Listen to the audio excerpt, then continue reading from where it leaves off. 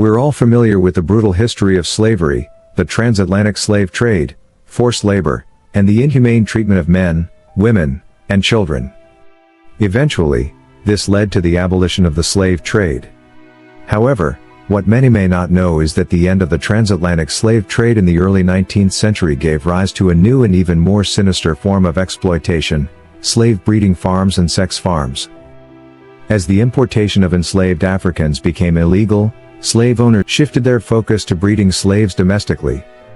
These farms aimed to produce more enslaved people by selecting which individuals would reproduce based on their physical attributes, health, and even intelligence. The goal was to create the strongest, most profitable offspring, effectively treating human beings like livestock. Slave breeding farms were widespread across the southern United States, with estimates suggesting that at the height of this horrific practice, there were as many as 70 such farms in operation. These farms were often run by wealthy plantation owners who viewed breeding slaves as a profitable business venture. But the cruelty didn't stop there. Some plantation owners established sex farms, where young girls and women were forced into sexual activity, either with other enslaved people or with the owners themselves. The children born from these forced encounters were treated as commodities, sold at auctions to the highest bidder. The full scope of these atrocities is difficult to measure, as many records were deliberately destroyed or concealed. Still, it's estimated that thousands of enslaved people were subjected to these breeding programs, resulting in untold suffering and human rights abuses. In this video, we will uncover 10 of the most horrific facts about slave breeding and sex farms in the United States. These truths may be uncomfortable, but they are essential to understand the full brutality and dehumanization of slavery in all its forms. Before we dive in, don't forget to hit the subscribe button to stay updated with more content like this. Fact number 1. Enslaved women were seen as breeding machines and impregnated by several men. One of the most disturbing facts about sex farms during slavery is that enslaved women were seen as little more than breeding machines. Plantation owners and overseers viewed them as a means of producing more enslaved people to increase their wealth and power. In order to achieve this goal, enslaved women were often forced to have sex with several men, regardless of their own desires or consent. This practice was particularly prevalent in the Deep South, where the climate and soil were well suited to the cultivation of cotton, and the demand for enslaved labor was high. Enslaved women on these plantations were often subjected to brutal physical and sexual abuse, with no hope of escape or redress. They were seen as property rather than human beings, and their bodies were treated as such. The practice of forced breeding was not limited to the Deep South, however. It was also common in other regions of the country, including the Chesapeake Bay area and the Upper South. Plantation owners in these areas also saw enslaved women as a means of increasing their wealth and power and used them accordingly. The evidence for the forced breeding of enslaved women can be found in a number of historical sources. Plantation records, for example, often include references to enslaved women who were breeders or breeding stock. These records also reveal the number of children produced by these women, as well as their age, health, and other relevant information. In addition to plantation records, there are also numerous slave narratives that document the experiences of enslaved women who were forced to breed. One such narrative is that of Harriet Jacobs, an enslaved woman who lived in North Carolina in the mid-19th century. In her memoir Incidents in the Life of a Slave Girl, Jacobs describes the horror of being forced to have sex with her owner in order to produce children. Fact number 2. Female slaves were forced into sexual relationships with their owners or overseers. Sexual abuse of female slaves was widespread during the period of American slavery. Slave women were not only subjected to forced labor but also to sexual exploitation by their owners and overseers. This practice was not limited to any particular region or plantation but was prevalent throughout the American South. The first evidence of sexual abuse of female slaves can be traced back to the transatlantic slave trade. Female slaves were often taken captive and forced to endure the long and arduous journey across the Atlantic in cramped and unsanitary conditions. During this journey, slave women were subjected to sexual abuse by crew members and other male slaves. Once in the American South, female slaves were subjected to even more sexual abuse. This abuse took many forms, including rape, forced sexual relationships, and prostitution. Owners and overseers would often take advantage of their power and authority to coerce slave women into sexual relationships. These relationships were often violent and non-consensual, and many slave women were impregnated as a result. The children born from these forced sexual relationships were not considered the children of their fathers but rather the property of their mother's owners. This meant that these children were also slaves and could be sold or traded like any other commodity. This practice was particularly common in the Upper South, where slaves were bred for sale to the Lower South. One example of this practice can be found in the story of Sally Hemings, a slave woman who was owned by President Thomas Jefferson. Hemings was forced into a sexual relationship with Jefferson, and she gave birth to 6 children, 4 of whom survived to adulthood. These children were not recognized as Jefferson's during his lifetime, but DNA evidence has since confirmed their paternity. Another particularly disturbing example of sexual abuse is the case of Celia, a slave woman owned by Robert Newsom in Missouri. Newsom repeatedly raped Celia, and when she became pregnant, he refused to acknowledge the child as his own. When Celia killed Newsom in an act of self-defense, she was tried, convicted of murder, and hanged. This case highlights the brutal reality of sexual abuse and violence that many slave women faced in the American South. Fact number 3. The offspring produced on sex farms were separated from their families and sold as soon as they were weaned. The practice of separating families during slavery was widespread, and it was not uncommon for enslaved children to be sold away from their parents. However, on sex farms, this practice was particularly prevalent. Enslaved women who were forced to breed were often impregnated by men who were not their husbands or partners. As a result, the children produced on sex farms were not part of a nuclear family unit but rather a product to be sold for profit. According to historical records, many plantation owners saw the sale of enslaved children as a lucrative business opportunity. The price of an enslaved child varied depending on factors such as age, gender, and health, but they were generally sold for a higher price than adult enslaved people. This was because children had the potential to grow up and become productive laborers, as well as future breeders themselves. In many cases, enslaved children were sold at public auctions, where they would be separated from their mothers and other family members. These auctions were often traumatic for both the enslaved people being sold and those who remained behind. In his book The Half Has Never Been Told, Slavery and the Making of American Capitalism, historian Edward E. Baptist describes the emotional pain that families experienced when they were separated. Enslaved people wailed and moaned, sobbed and screamed, and many of them ran to the edge of the auction platform, reaching for children or parents or lovers who were being sold away from them. The separation of families on sex farms had long-lasting effects on the enslaved people involved. Children who were sold away from their mothers often faced a lifetime of trauma and loss, and parents who were forced to give up their children lived with the pain of that separation for the rest of their lives. Fact number 4. Some plantation owners would offer rewards to enslaved men who could impregnate the most women. It may seem unimaginable to think that a person could be rewarded for impregnating multiple women, but this was a reality for some enslaved men on sex farms during slavery. Plantation owners would offer incentives to enslaved men who could produce the most offspring, which would be sold for profit. This practice perpetuated the dehumanization of enslaved people and further cemented their status as property rather than human beings with agency and autonomy. In some cases, plantation owners would even go so far as to pit enslaved men against each other in a competition to impregnate the most women. This not only caused harm to the enslaved women who were forced to participate in this system but also created a toxic environment among enslaved men, who were forced to compete with each other for the approval of their enslavers. One example of this can be found in the diary of a plantation owner named James Hammond, who owned several plantations in South Carolina during the mid-1800s. In his diary, Hammond detailed his efforts to breed enslaved people for profit and boasted about the fertility of his enslaved women. He wrote that he offered rewards to the enslaved men who could impregnate the most women, stating that it was a great stimulus for them. This type of behavior is not only morally reprehensible, but it also had lasting consequences for the enslaved people who were forced to participate in the system.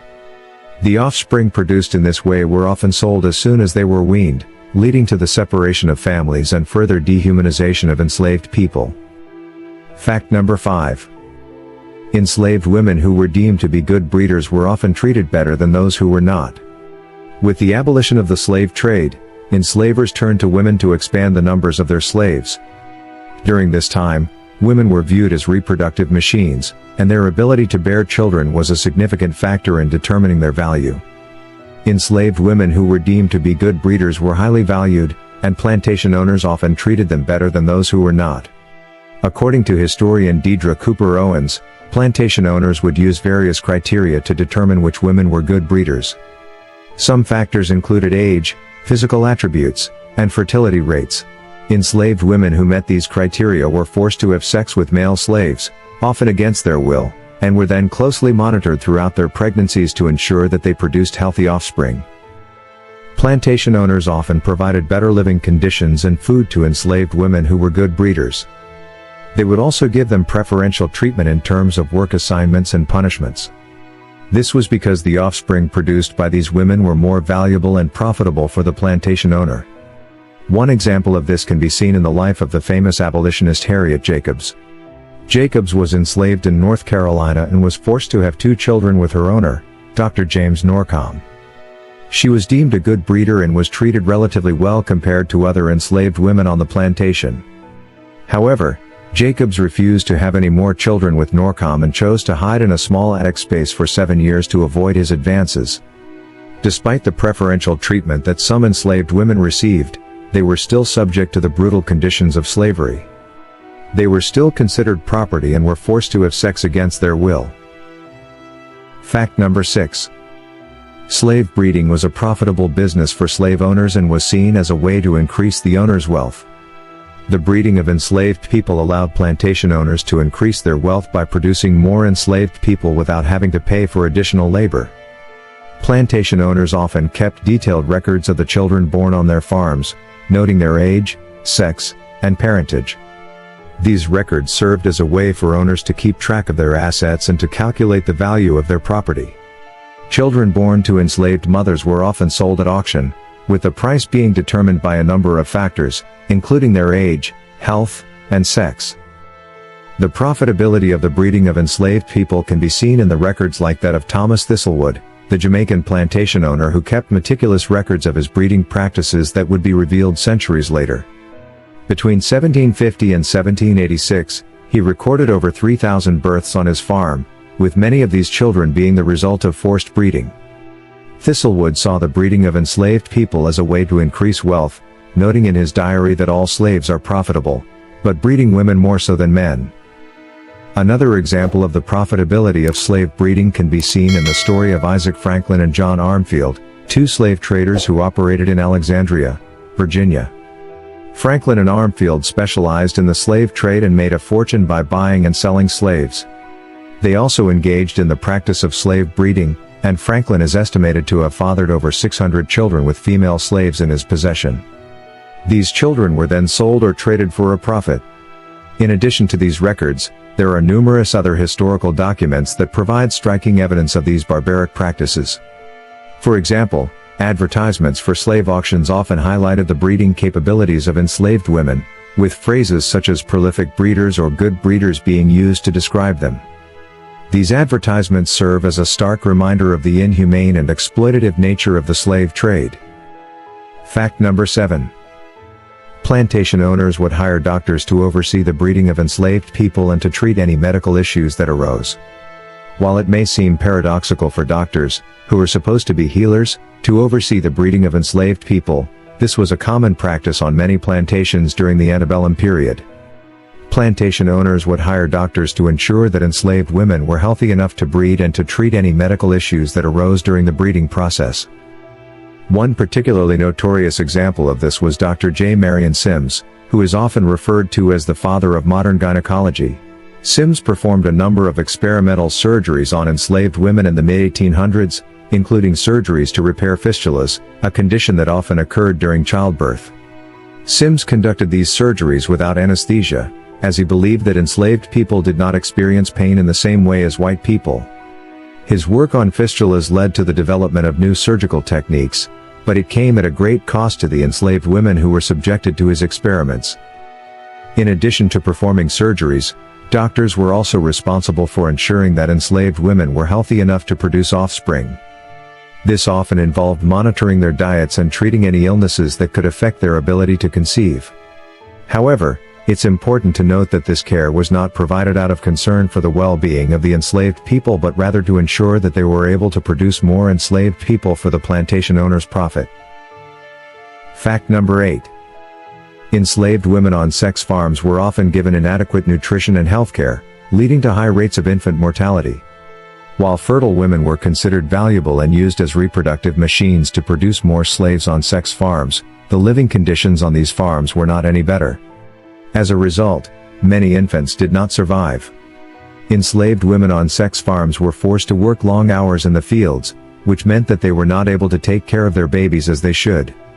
The infants were often malnourished and sickly, and the women had no access to proper medical care to help them.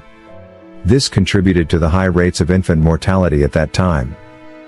One example of this is the case of the Louisiana State Penitentiary, also known as Angola Prison. In the late 1800s and early 1900s, Angola Prison had a large population of enslaved women who were forced to work on a sex farm. The women were subjected to brutal treatment and were given little food and water. They were also denied medical care and were forced to give birth in filthy conditions, which led to high rates of infant mortality. In a report published by the American Public Health Association in 1915, it was noted that the infant mortality rate at Angola Prison was 75%. This means that out of every 4 infants born on the farm, only 1 survived.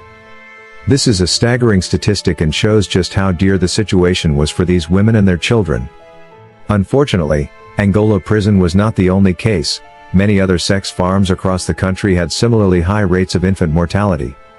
The women who were forced to work on these farms were subjected to unimaginable cruelty, leading to the death of their babies. Fact number 9. The practice of slave breeding and sex farms continued even after the abolition of slavery. Even after the abolition of slavery, the practice of slave breeding and sex farms continued in some parts of the United States. While the 13th Amendment to the Constitution abolished slavery in 1865, it did not prohibit the practice of slave breeding or the sexual exploitation of former slaves. In fact, there is evidence to suggest that the practice of slave breeding continued in some parts of the South well into the early 20th century.